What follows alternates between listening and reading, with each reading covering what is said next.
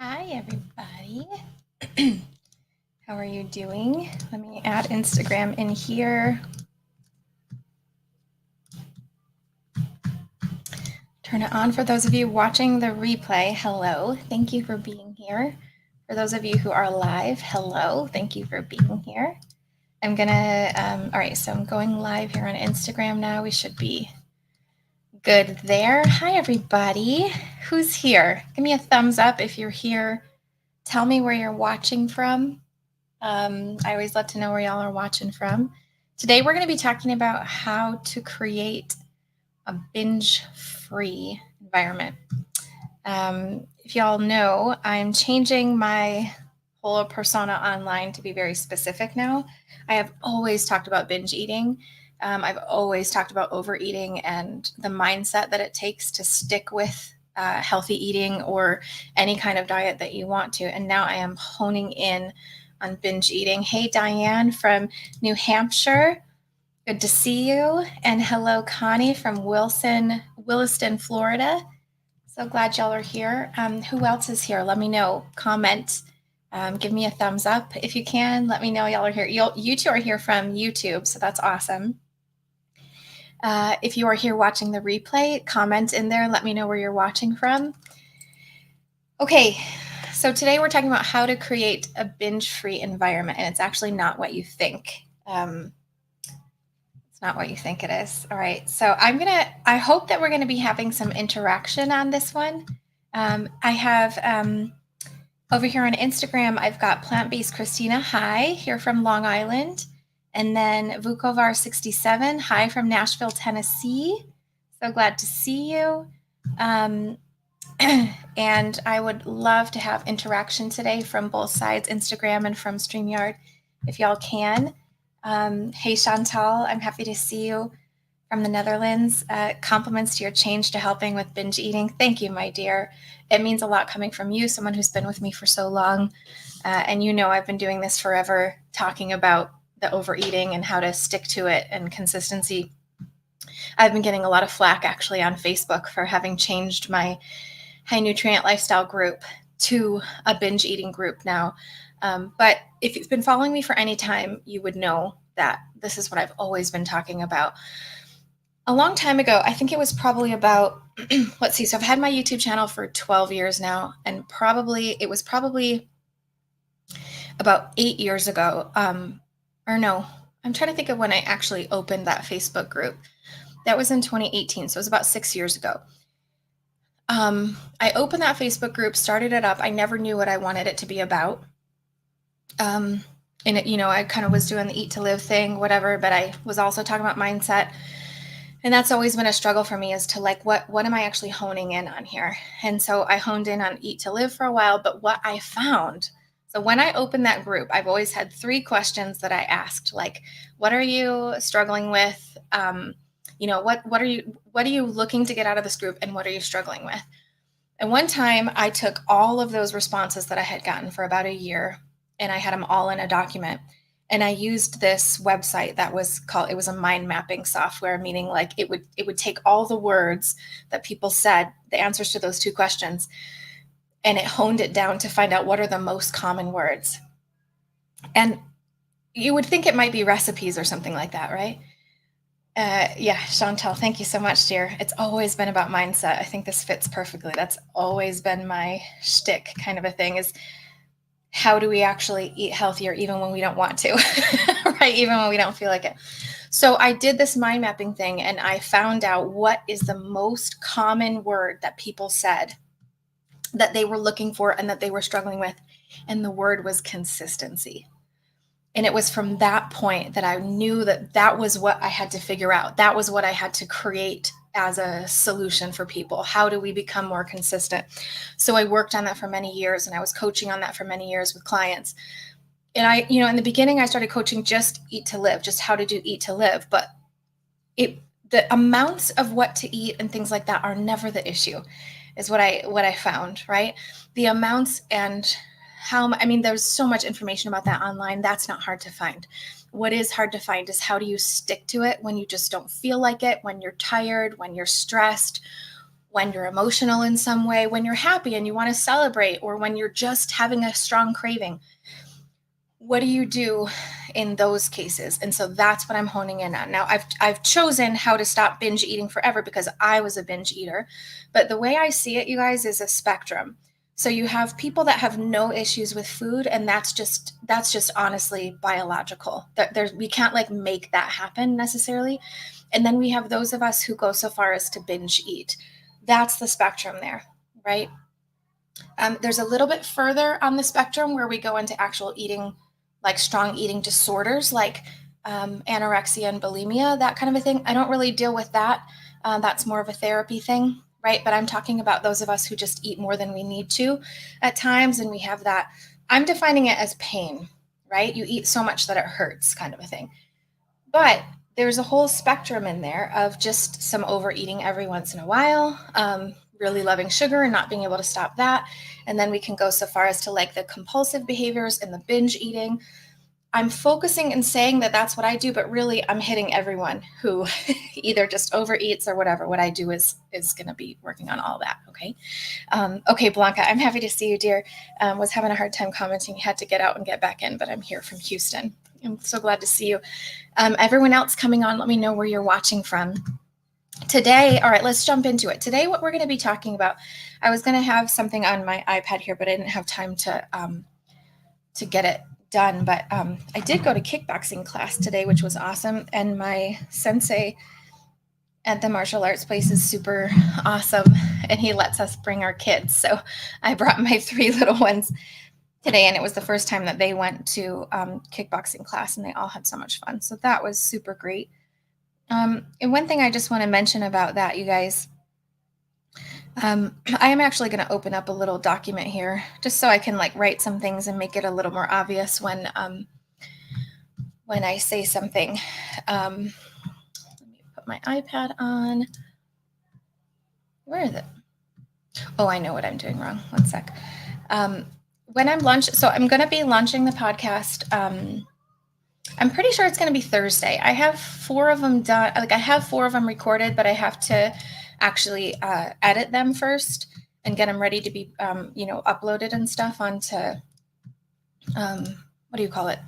Libsyn, which is the thing that I use. Well, podcast places and stuff like that. So I need to get that going, but it shouldn't take me too long. So I'm thinking I can actually get probably 2 podcast episode launched on Thursday, and then I'll go once a week thereafter. So this is going to be the main sort of bit of content that I'm doing is going to be the podcast, and I'm going to put the podcast on YouTube too. It's going to look like this on YouTube. It's going to be a video and my notes and stuff. And then on the podcast app, obviously it's just going to be audio. So I'm planning on launching on Thursday-ish, worst case, like Monday or something, but no later than Monday, but I'm pretty sure I can get it done in a couple days. So first we'll start by talking a little bit about that spectrum I was talking about. So I'm going to say that just a binge eater, maybe even binge eating disorder might be here on the spectrum. Here's someone with no issues whatsoever, right? They don't care about food. It's not interesting to them, whatever. It's just not a thing. So this is more biological. I'm going to say that this is one of my daughters is like this. She's an identical twin. Her identical twin is exactly the opposite. They have a very different appetite, and it's been like that since day one. It's fascinating. So I believe that those folks that really just don't care about food and they don't have any issues with it or whatever, that's just biological. There's those of us who, maybe there's other areas on the spectrum here where you might have just overeating. Oops, let me put that over here. Overeating occasionally, right? Maybe there's like chronic overeating. I know my handwriting is not very nice, but it is what it is. And then you've got, maybe you have just like regular binge eating here, and then you have like, chronic binge eating disorder. Maybe over here you have, emotional eating. Maybe they're all sort of mixed together, emotional eating, and you've got compulsive eating. So many of us are going to be fitting in somewhere along the spectrum around here. Down here, we're going to put an actual, anorexia or bulimia. Now, I am just making the point here that I'm not talking about these things. All right. If you are dealing with anorexia or bulimia, the things that I'm talking about can still help, but I do recommend therapy in that case as well. In addition, this is doing spell check and I don't like that. Okay. So everything that I'm going to be talking about is going to apply to those of us who have any of these behaviors, whether we're all the way to like chronic binge eating like I used to be. We just overeat occasionally. Okay. It's all going to apply here. Let me just get my Instagram too to make sure. Okay. Hey, Kitty James. Hello for San Francisco. Eat to live, still overeat. Love what you are focusing on. I'm so glad. And here's the thing, you guys. Here's what's Susan. Hey, dear. I'm so happy to see you. Hi, Sherry. Love your new focus. I'm so glad. And so the point I'm trying to make is that even if you don't think you have binge eating disorder, but you still do some of this, it's all going to apply. Okay. And I want to talk a little bit about the whole eat to live versus nutritarian thing. I mean, eat to live, that's the same thing. Eat to live nutritarian thing versus what I'm doing now. So the way that I view this, right, when I started doing this was everybody said that the problem was consistency. So you might want to do eat to live, but it's staying consistent. That's the problem.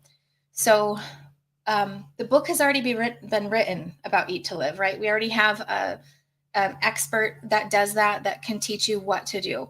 I'm the how. How do you do it when you don't want to? How do you do it when you this or that? And then, so these are the mindset. This is the mindset side of it. So anything that I'm talking about can lead to helping you do eat to live more, or it can lead to helping you do whatever type of diet lifestyle that you're looking for. Okay. So today, let's focus on what we're going to talk about today, which is how to create a binge-free environment. And I'm going to give a little disclaimer real quick that all of my kids are home. It's summer, and I'm not doing daycare for the first time ever this year. So they might be coming in. While we're at it, I'm going to tell you what is in my smoothie because it is awesome. I did romaine, kale, celery, lemon, a couple of dates, peach, half an apple, banana, almond butter. Fantastic. So good.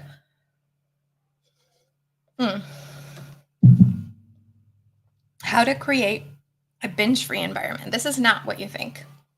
It's usually never what you think when I'm talking. What do I mean by this? What does everyone else tell you? If you guys can let me know in the comment section.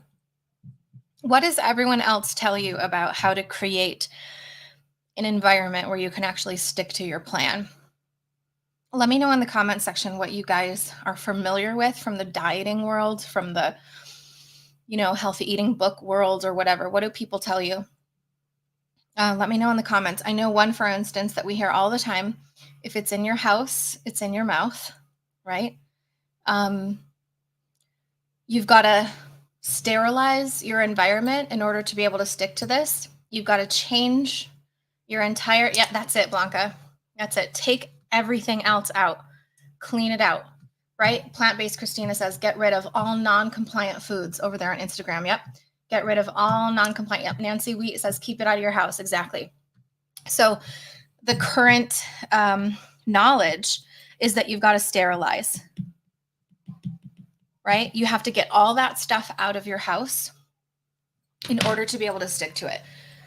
This does two things. Number one, it makes you feel powerless, doesn't it? It makes you feel like you don't have the control to be able to stick to this stuff. It's kind of inherent in this thinking that the only way that you can be successful is if you get rid of all that stuff. Because if it's around you, you're going to binge on it, or you're going to overeat on it, or whatever, right? So number one, it makes you feel powerless. And number two, if you go out somewhere, if you end up out somewhere, or, you have to go to a wedding, or you have to go to a party or whatever, you're terrified because you're like, how am I going to possibly resist all this food, right? Yep. So That's right. So Kitty says on Instagram, she says it makes it hard for the others who are not dieting. That's exactly right. And then Plant-Based Christina on Instagram says, yes, it does make me feel powerless. Connie says, yep, Weight Watchers would say fail to plan, plan to fail. Yeah, that's pretty negative, right? It's like as if you don't plan and you don't do it perfectly, you're going to fail. As if there is any such thing as failure. Okay. Yolanda, I'm so glad you're here. Hi, Sherry. Happy I can watch live. This is so needed right now. Thanks for doing this. I've heard the need for a clean environment. Absolutely. And that's so right, Blanca. That's the big point here. It's impossible with a husband and kids that aren't on the same plan. And they shouldn't have to change their entire way of eating just to be able to live in the same house with you, right? Yeah, we got the shrug emoji here from Connie. So this is the current knowledge here. So outings or like social events, the other when we say sterilize, the other effect here is that social events are terrifying, right? Being around that food is terrifying. I think I told you this last week. I was on a call with a client recently who literally said the word scared to death about going to having this weekend away at a family's house or whatever. That's not a nice place to be just because of our food, right? Scared to death. What we want is to like be with our friends and family and love and have fun. Yeah, that's right. Okay, so Bill on Instagram says you hear only 1 or 2% keep weight off, so you will most likely fail. Yeah, it's all setting you up for failure. Can you see how even that you heard that only 1 or 2% keep weight off, so you will most likely fail? Even having that sentence in your head is going to make you feel powerless. It's going to make you feel like you just why hopeless. Why even try, right? Why do they say this stuff? Because they don't really understand the key to consistency. Okay. We're going to talk about this a lot in the coming. Hold on, I hear a kid crying.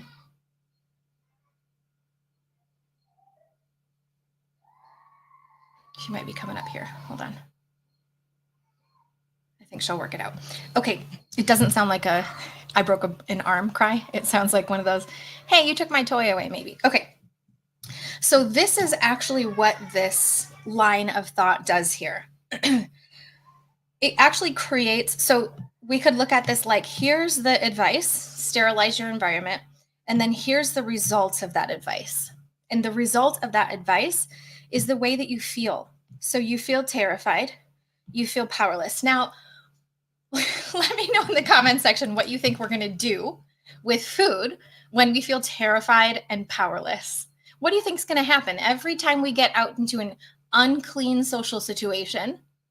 This word compliant, this word, sterilizing, whatever, these dramatic words about food.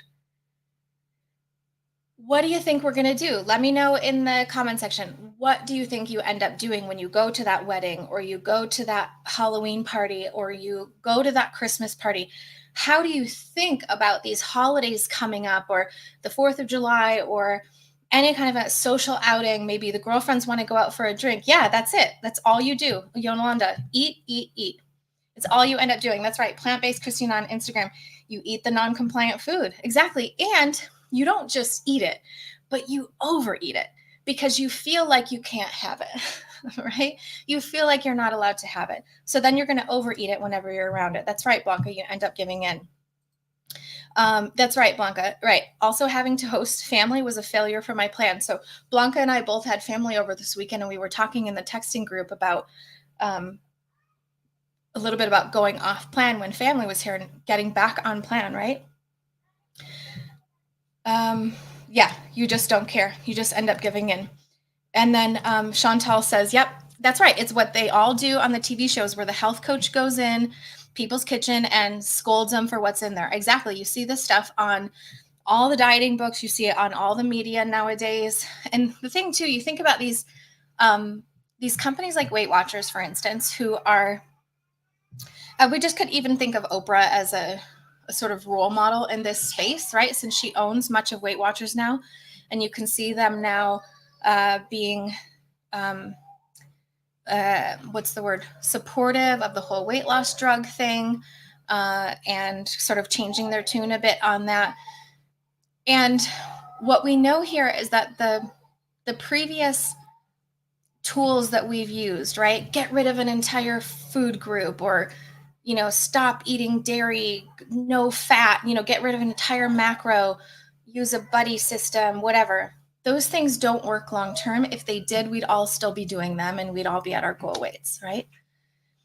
So that's right. Our next hideaway on Instagram says, I'm going to comfort myself and make those feelings go away with the forbidden food. That's exactly it. Hello, my dear. I hear you crying. Are you okay? Would you, huh? But Gracie won't leave me alone. Well, I have an idea. How about while I'm on this call, y'all can watch TV, okay? Do you want to watch TV? But I think she might leave you alone if y'all had your TVs. You want to do that? But she was not leave me alone. She was trying to put the balloons in my face, and that's not. That's not very nice, huh? Mm-hmm. Okay. I can talk to her after this call. And for now, what I would like is for you two to watch TV. Is that okay with you? I'm going to be done with this not too long, okay? You want to put the unicorn on the video? No. Well, the problem is when I let you get snacks while I'm on these calls, you end up eating way too many snacks. So I'd like for you to just wait another 20 minutes, and then we'll have some snacks, okay? I'm so hungry. What are you going to eat? Exactly. You end up eating some snacks that aren't super great. So just going to wait a little bit. What I want you to do. No, please. I'm super duper hungry. You're super duper hungry? Okay. You may find a snack downstairs, but I also want you to get the TVs. Listen to me. Wait. What if I get one of the roll-ups that, the fruit roll-ups? You could each have one of those. That's not very filling, though. So you may have one, and don't come and ask me for more. In the meantime, go get your TV and start watching TV. If you watch TV, it will distract you long enough while I'm on this call, okay? After I eat one of the roll-ups, can I have a different snack? Nope, then you're going to be done. And I need you to stop talking to me now because I need to finish this call. I love you. Go get your TV, please. It's over there in the corner. I'm so hungry. I understand. Take a big drink of water, okay? Or you can get some soy milk and have a big drink of soy milk. I understand.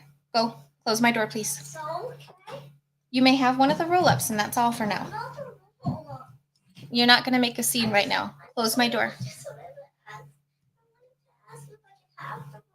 Yes, you can have a roll-up, I said.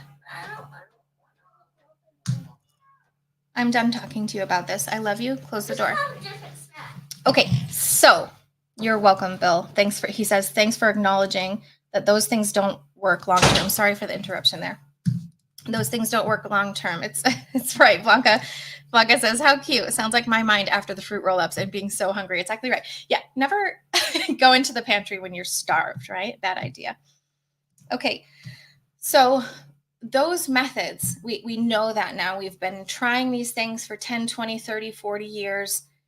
Buddy systems, point systems, putting your food into an app, right? Having to take so much attention on the app itself and less on what's happening up here. Okay. I know. Anne, she says, sadly, I behave like your child and negotiate with myself. Absolutely. Absolutely. Well, this is the stuff that we're going to work on. And what I want you to notice right now, just from that, you see this was actually such a great interruption. I'm going to have to pay her. Just kidding. What we notice from what my daughter just said, you're negotiating, right? So you're like, okay, I really want this thing. And do you notice that what that is really is actually your thoughts running away with you, right? It's the, I want more of this. I need to have this. Come on, stomping your feet kind of a thing, being upset. That's actually such a perfect example for what happens inside of our head. And so the point I want to make is that the reason that we end up overeating these foods is because we really want it. We're telling ourselves we can't, and we're telling ourselves we can only have a certain quantity. You may have those. Yep, that's a good snack. And you need to share them with your sisters, okay? Okay. So you start to put these rules around it. I can only have this much. I can only have it on this day. I can only have, if I've done this, I can have this or whatever. You start to put these rules because you get into that place of like, okay, now I really have to lose weight. Like I'm done, right? And then you start to force. And the thing I want to show you. Hey, Gail, so happy to see you from South Carolina. Welcome. So the thing I want to show you is that the feelings are actually what are in charge here. Feelings like, we can do another spectrum here. Feelings like we could look at an emotional spectrum. Oops, this is negative over here. So we got neutral feelings. I'll tell about those in a second. Then we have like the social feelings, celebration, right? Excitement. That makes us want to eat. You ever been to a water park or something like that, and you're just with your family and you're hot and you're tired and whatever, and you just want to eat, you want to get into the air conditioning, whatever, or you're angry about something, or you want some comfort, you're sad, maybe you feel ashamed or whatever. Any of these negative emotions make us eat as well. And then the neutral emotions, like just simply craving, right? We're just having a craving for that food, or we're feeling like we're in rebellion from whatever. Maybe we've been doing something for a little while and we're sick of it and now we want to rebel. What I want you to notice is that almost all of the overeating that we do is because of this stuff. Can you see that? If you can think to yourself right now, what are the emotions on the spectrum here, whether it's the negative emotions, these neutral emotions, we could even put like boredom in here, right? Maybe you're sick of your salads or whatever, or these positive emotions. What do you usually go to? What are your usual emotions that cause your overeating? Let me know in the comment section. What is it usually that sets you off? Is it wanting comfort? Is it wanting a reward after a hard week? Is it stress relief? What is it for you that you usually go to these foods for? Okay. Let me know that in the comment section. So then what do we do? Now, typical advice is going to tell you that the only way to be able to deal with this stuff and not eat about it is to completely remove those foods. But what is that? That's actually like the babies, when a baby, if you go like this, the baby thinks you actually have disappeared, right? The entire person is gone. We know that's not true, right? We know that's not what actually happened. We just covered our eyes. So it's the same thing as in the house. I have clients who say, I'm so good if I don't have that stuff in my house. I don't keep it in my house. I'm so good when I'm home, but when I go out. So can you see that the problem is actually the restriction of the food? It's actually saying you can't have it. And it's, I'm not having it, whatever. The one thing you're not going to be able to change is the world around you. You cannot sterilize that environment around you. There's going to be weddings. There's going to be stress. There's going to be times of immense pressure or immense celebration or whatever. Yes. And okay, so some of your things, a sad memory that can't be changed. Yep. Connie says comfort or boredom. On Instagram, Nancy Wheat says boredom. Vukovar67 says stress relief. Plant-based Christina says boredom is huge. Lacking motivation, absolutely. So these emotions are the ones that actually, for the most part, end up creating our overeating. So if the emotions are actually in charge here, then the solution is not about sterilizing the environment. The solution is about dealing with our emotions better, right? If the root cause of the problem is the way we're managing these emotions, then the solution has to be to manage those emotions better. Does that make sense? Diana, yep, stress and comfort, absolutely. So getting better at dealing with stress, getting better at that whole needing comfort, needing reward thing, shifting our thoughts around that stuff and actually believing those thoughts, right? Because we might think intellectually, oh, I know I'm not supposed to use food as comfort. We know that intellectually, but how do you actually make that shift in your heart, right? And in the moment go, no, I definitely don't want to overeat right now. This is the worst time to overeat because, I'm in a lot of stress right now. I need a fully functioning body, right? How do we actually flip those thoughts? Okay. That's how we actually make this shift. So in fact, it has nothing to do with what your environment is doing. It has everything to do with what's happening inside of you. Can you guys see that? Do you understand? Does that make sense to you? Let me know in the comments if that makes sense to you.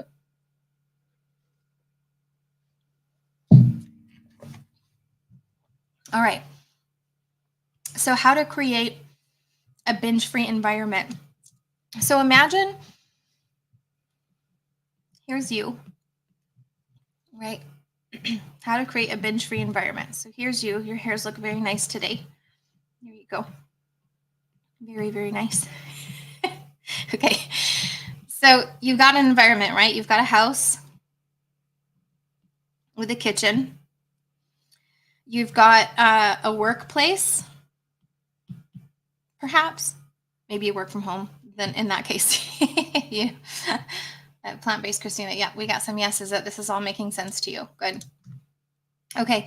So you got a workplace. You've got maybe you have a restaurant where you get the meat. I mean, this is really messy, but you get what I'm saying. A-U-R-A-N-T. That's a U. You got a restaurant where maybe you have some family coming into town, so you end up at that restaurant. There's lots of other, we could say, like obstacle courses around us, right? There's a lot of other obstacles around us that are going to end up testing our resolve. And the thing is, one thing that we can't get rid of is other people. I mean, you can, but that's actually not even good for your health either. It's very important to have strong social connections and love somehow in your life. It doesn't have to be romantic love.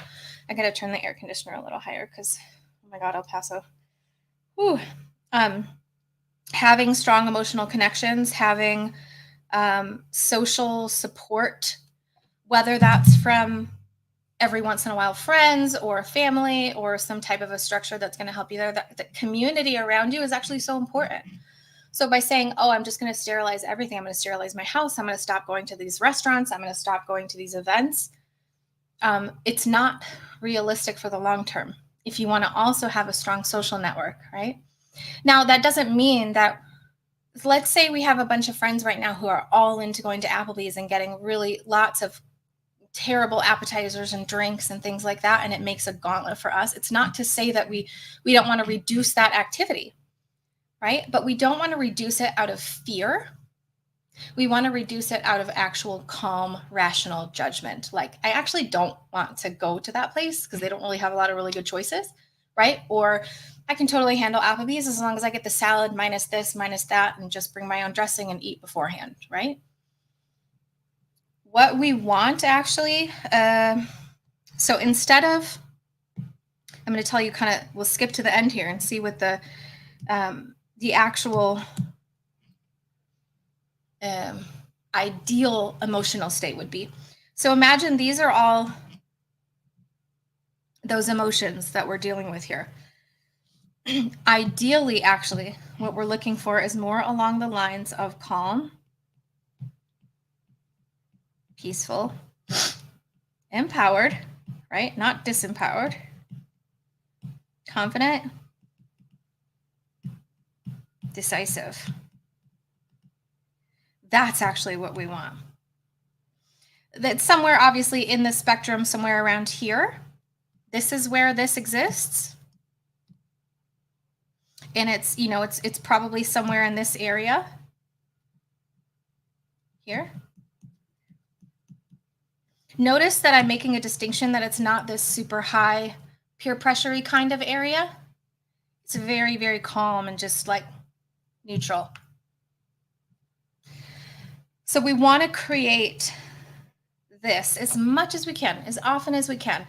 This looks like when we get a big diagnosis in life, which I'm not a stranger to those, right? When we get a big diagnosis in life, we are able to deal with that stress. We're able to calm ourselves down. Now, we're not always going to be calm in times like this, but we can bring ourselves back to calm, right? We learn tools that help us deal emotionally with those things so that when we get in that heightened state of like craving, rebellion, you know, oh, screw it, I need comfort, whatever, we can bring ourselves back to everything's okay. It is what it is. I want to take care of myself as best as I can, especially in a moment like this, right? We want to change those thoughts and change those beliefs, okay? Diana says it makes so much sense. Thank you for all of this. This is what helped me tremendously when I found you in 2019. I'm so glad, Diana. Yeah, I've been talking about this stuff for a long time, haven't I? This is right. Bill on Instagram says, you can't stop going out or you will lose connection with everyone. That's correct.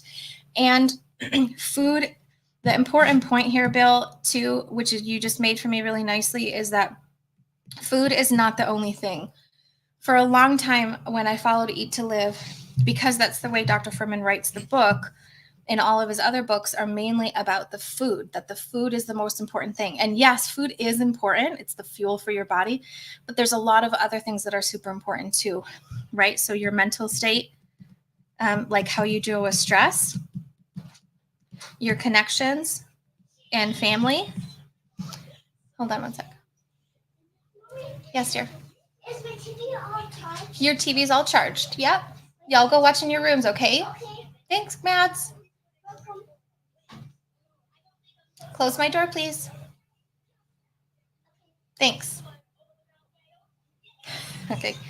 So connections, this is like the social thing, your social network, your support system, exercise,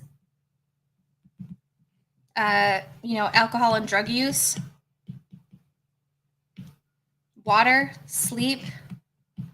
There's more, but this is just, food is just the tip of the iceberg. It's super, super important. It's a big part of the puzzle, right? But there are so many other things that are important too. We could look just at the stress one. How do we deal with our stress? Getting better at that. How are we doing with our family connections, our social connections, that kind of a thing? How do we relate with people? What kind of a support system do we have? How are we doing with our exercise, taking care of our body, things like that? Are we good at that? How are we doing with the amount of alcohol and drugs that we're taking in? Are we good at reducing that? Are we good at having enough water, being hydrated? And are we good at sleep, right? So if you're only focusing on the one, and this is why for me, for so long, it felt like such a conflict inside, because I was like, there's so much more to this equation than just food. And yet for so long, because of reading the books, it felt like food was the only thing. So for a long time, I just focused on the food, right? But I just realized with all the clients I had, all the private clients, the issue was never the food. Like, we know what to eat. We can make it taste pretty good. It's the outside environment that's actually the issue. Okay, so we need to fix how we deal with that outside environment. So now, just looking at all of these 7 things that I wrote down here, the solution to all of these is the same. It's how do we manage our emotions in the moment so that we can be consistent with the things we want to fix here, right? So how do we manage our emotions about exercise? Like, I don't feel like it, right? Or I don't want to, or I'm really tired today. How do we just get up and go anyway? How do we create more consistency? Now, and the other note too is that we don't have to be perfect to have excellent health. Even if we have some stuff going on, we can still create some massive change just by changing some stuff. And I think what's out there nowadays is telling you that you've got to be perfect, you got to get it all right, or it's a fail, right? And I would like us to erase that word fail from our brains, because there is actually no failing. It's just learning more about what doesn't work. Another thing I like to say is that if you have tried a lot of things in the past, you're actually at an advantage more than other people, because you actually know a lot of what doesn't work and why. So it's easier for you to say, oh, I've done Weight Watchers 4 or 5 times. I know it doesn't work. I want to make the distinction, for instance, I've heard people say this so much in coaching calls, private client calls, and in strategy calls. People will say to me, oh, well, no, Weight Watchers does work. I lost 40 pounds one time. And I'm like, no, you're not understanding. Something works if you can do it forever. I always use this benchmark of like 40 years. If you can do it for 40 years, then it's something that works, right? If you can't do it for more than a year or 2 or 5 years or something, it doesn't work. It's not going to work for you. We need to regroup and find something else. So putting all your points into an app, or counting things, or calorie counting, or whatever, if you're not doing it all the time and it's very easy and you really enjoy it and you don't like fall off track for large periods of time, then it doesn't work. If you can't do it for 40 years, it doesn't work. What does work for 40 years? It's internal motivation, internal strength, internal discipline. And it's not easy, but it's very simple to build that. And the best part about it is, unlike all those other external solutions, internal solutions, getting better at managing our emotions and getting better at, getting exercise and sleep and water, the more you improve your emotional state towards calm, peaceful, empowered, the more you can call that up over and over and over again, the better and easier it's going to get. So if we could look at that on a spectrum, what we're doing nowadays with the apps, the counting stuff, the buddy systems, etc., these drill sergeant coaches, this kind of a system goes from easy to hard, and then you give up, right? But what I'm talking about when you're talking about emotional control, so imagine, geez, it's so hard to write and speak at the same time. So emotional control, imagine if you were the type of person who, whenever you got into one of these emotional states, you were able to bring yourself back here. If you were able to do that, then this one, I mean, you just get better and better at that with time. You never regress in that one. You only ever get better at it. So it goes from hard to easy, like super easy. I mean, automatic, like brushing your teeth kind of easy.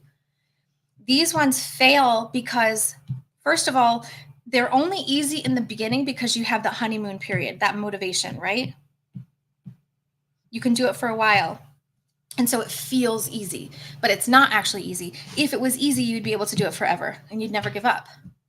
This one actually does get easier with time. And so practice, practice, practice makes perfect, okay? Blanca says, yes, I actually have anxiety over deciding whether I'm actually hungry and what my next meal will be. I'm usually not hungry, but I've thought about it so much that I feel like I am. And it's a desire for something other than fruits and veggies. And guess what? I always regret the choices other than fruits and veggies because of the way those foods make me feel bloated, etc. So Blanca, you are in the middle of a learning phase right now with that particular issue, right? You're somewhere along the lines of here. So with the thing that you're learning right now is about hunger and satiety. So you're basically, what you're doing is writing the user manual for yourself and going like, when is Blanca hungry? When is Blanca satisfied? When is she craving? When does she actually need food? When is she just wanting a treat?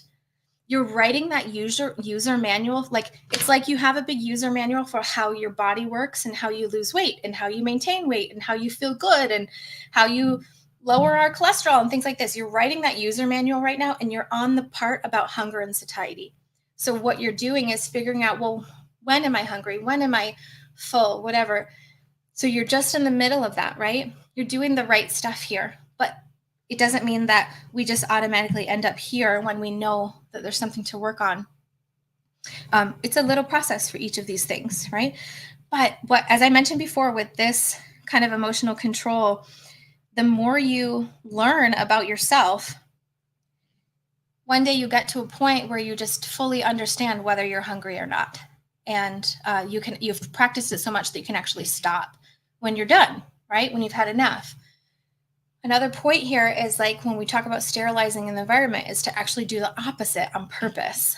And there's a few exercises that we do in my program that actually strengthen those muscles to be able to be around those foods and have them at the house. And, the kids are going to buy this and it's going to be here. Okay, well, let's strengthen our resolve around those foods and make it so that they're not exciting anymore. Okay. Yeah, Yolanda says, I appreciate that point because I felt like I'm obsessing about weight and that is not where I want to be. Yeah. It's also another reason why and V3 Kings on mom on Instagram says having the correct mindset. That's right. It's so important. It's another reason why I'm moving away a little bit from weight loss at this point. I think weight loss is great. And I think, I personally think that it's important, like Dr. Furman says, to be at a lower weight, puts less stress on your body and all that kind of stuff. But when you're focusing on weight, you're missing the whole, forest for the trees kind of a thing. You're missing the whole point. It's not about the number on the scale. It's about what's happening in here. It's literally about how good you are with this part. That's all it is. And when you get really, really good with this part, and you can always bring yourself back to calm and peaceful and empowered with these kinds of things, the food becomes so much easier.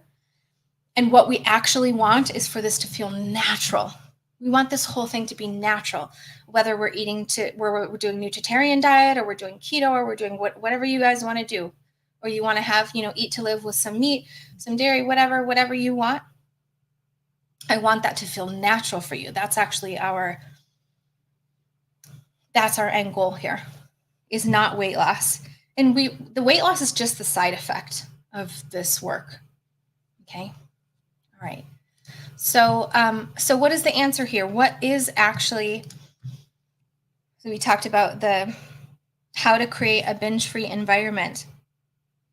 You don't do it by messing with the environment. You do it by messing with your internal state. Okay.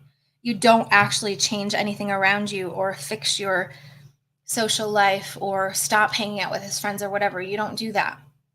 You actually work inside of you, in your heart, in your mind, so that when you go to Applebee's with your friends, you know exactly what's on the menu.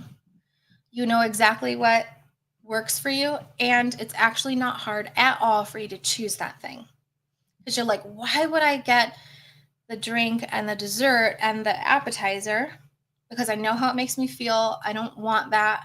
And it's from a very calm, rational, you could put rational here too. We make choices from a calm, rational space.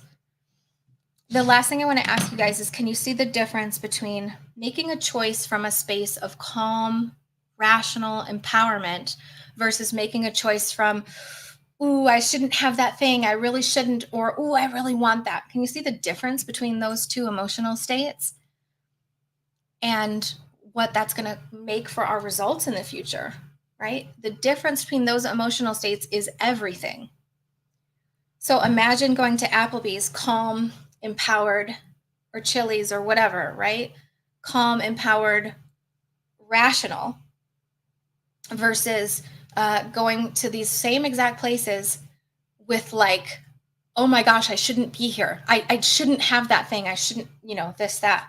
Yeah, Kitty says it's hard to say no when you're out with others, right? And right now it is.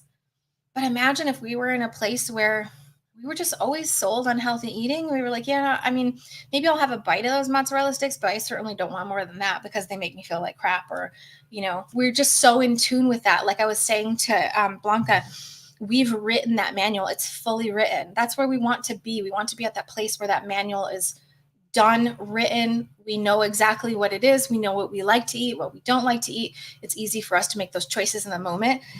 That's where we're going to get over time here. The more and more and more that we practice it, and the more and more and more we get in these various situations, we go through these little gauntlets and we realize they're not gauntlets at all anymore. We know exactly what we like to eat. Maybe sometimes we have the appetizers, maybe sometimes we have a drink, but we don't have to binge anymore. The difference between, so look at these areas here. Overeating occasionally. Wouldn't we rather be over here or somewhere in here? Sometimes we overeat occasionally. Most of the time we don't. Kind of don't have too many issues anymore. I'm not saying we'll ever get to no issues. I'm not saying that. Some of us might, right? But if we can just kind of stay here all the time, it means we're going to be eating healthy mostly. And that's really what we want. We just don't want to be stuck here and feeling like we're actually stuck. That feeling of stuckness is what I'm working to get rid of for you, okay? That's totally fine, Yolanda. So you were saying when I talked about calm, peaceful, empowered, that's what I want and need, regardless of the situation. Yes, I do see the difference. That's exactly it. So that calm, that peace, rational thinking. And I know right now it feels hard to do that because these foods set us off into what I call that thought flurry of, oh my God, I want more, I want more. We do some examples in my coaching, and I have a client who just messaged me yesterday to talk about having a success with one of these techniques that I use called allowing urges. And she said in her text, she was able to get through one of her urges and she lived through it. Thank you for giving me the tools to be able to do this. I never thought I could get past having that watering mouth and the thought flurry and all that kind of stuff. It is precisely thinking that you can't get past it that's holding you back. So check out my tools. That's what I'm going to teach you to do, that you can get past this stuff. Okay. Blanca says, there's always someone who knows our struggle with food saying, should you have that? Yeah. So I like to be able to respond, I can have anything I want. It's just a matter of me deciding whether that's what I want right now. Exactly. Part of what we do is we start to work in those foods on purpose that feel like your kryptonite. They feel like foods that you should be resisting, that you shouldn't have, right? We work those foods in a way where you can start to actually choose, do I actually want it? Not, oh my God, I can't resist it, right? Okay, so Connie says, I never thought of it that way. Mind shift, not being able to eat something that I'm tempted by has always felt like a punishment rather than a choice from a calm state. Absolutely. So here's the difference there, Connie. When you choose from a calm state, the choice is always something like what Blanca just said, which is I can have anything I want. It's just a matter of me deciding whether that's what I want right now. And the more and more we practice these techniques, the more and more we practice this type of emotional control, learning how to control our emotions in those moments, learning how to deal with those cravings and stuff like that, the more and more we work on that, the more our thoughts shift from can't have it, shouldn't have it, oh my gosh, I can't resist it. If I get around it, I'm going to eat the whole thing. It goes from that to, do I want it? I don't feel that great when I eat it, so I don't really want it today. That is the type of thought pattern that this person has, right? The one who was just born with no issues. That's their natural thought pattern. Do I want this or not? Why would I overeat? It hurts, right? Whereas we're coming from, oh my gosh, I can't not overeat. There's something wrong with my brain. I can't not, right? That's right. We Three Kings Mom on Instagram says what you think is what you do. That's exactly it. So can we change what we think? We absolutely can. And that's what I'm going to do for you, okay? Hi, sweetheart. Can I do this on your phone? Yeah. Let me turn it on for you, okay? She wants to look at the cameras. Here you go.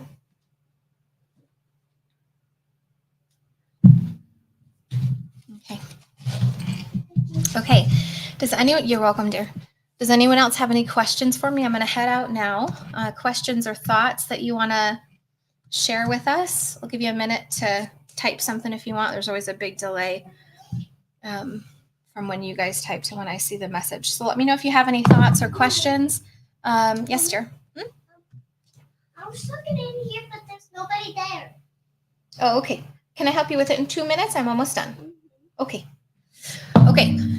So as I said, launching the podcast probably Thursday in a couple of days. The new website is howtostopbingeeatingforever.com. It's going to apply to all of you with any of those issues that you have. Bill, do you have any thoughts you want to share? Yeah, Nancy asks on Instagram, will your lives be saved on YouTube? Yes. So if you just go to my YouTube channel, which is the same YouTube channel I've always had, it's just changing names now. If you go to, I'm not sure what it looks like on the actual page, but you can go to the regular videos and then you can go to the live section and they're all there. So all the ones that I'm doing, they're always going to be there. So you can still use them. Okay. Okay. So podcast launching. The Facebook group is changing to be this stuff. Instagram is going to be all about this stuff. And YouTube and podcast obviously are going to be all about this stuff. I think I'm still going to do challenges. I think I might, Maddie, please don't do that right now. I think I'm still going to do healthy eating challenges quarterly. So keep up with that. You'll be able to get in on those. We'll do another one in a month or two, probably. And what else?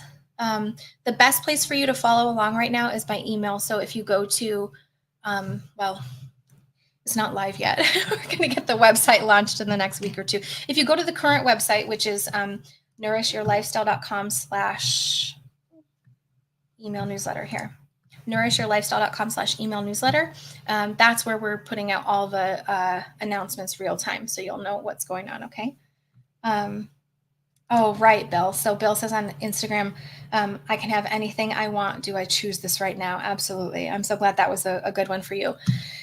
The more we practice this stuff and we base it off of how our body feels, and how our mind feels when we eat those things, not based on what so-and-so said or whatever, or just the taste. The more we practice caring about how it actually feels after we've eaten it, or even a few bites after we've eaten it, the more we're going to be able to make decisions from that rational place. Okay. More coming up. I'm going to be launching the podcast, and I'm also opening up a new social media network, which is I've never used it before, but it's going to be awesome. And I'm sticking with this one, Facebook, Instagram. I'll still be putting stuff up on Facebook and Instagram, but I am going to be using something called School, SKOOL.com. School is, it's kind of like Facebook, but it's simpler. It's going to be school.com/how to stop binge eating forever. And it'll be a little community where we can all chat, and it won't be annoying with a bunch of ads like Facebook has and things like that. And my content is going to be in there too, so you'll be able to watch my videos. All right, so keep an eye out for that soon. That's it for today. No more questions I can see, so thank you all for being here. You're so welcome, Connie, and you're welcome, Yolanda. I'm so glad to see you all. And I'm planning to do these lives once a week-ish now on Tuesdays at this time, 11:30 Mountain, 1:30 Eastern. So you could put that in your calendar if you want to show up for more lives. You're welcome, Vukovar, on Instagram. Thank you for the heart, We Three Kings. I hope to see you guys next week, and look out for that podcast. All right. Have a great day. See you soon. Bye.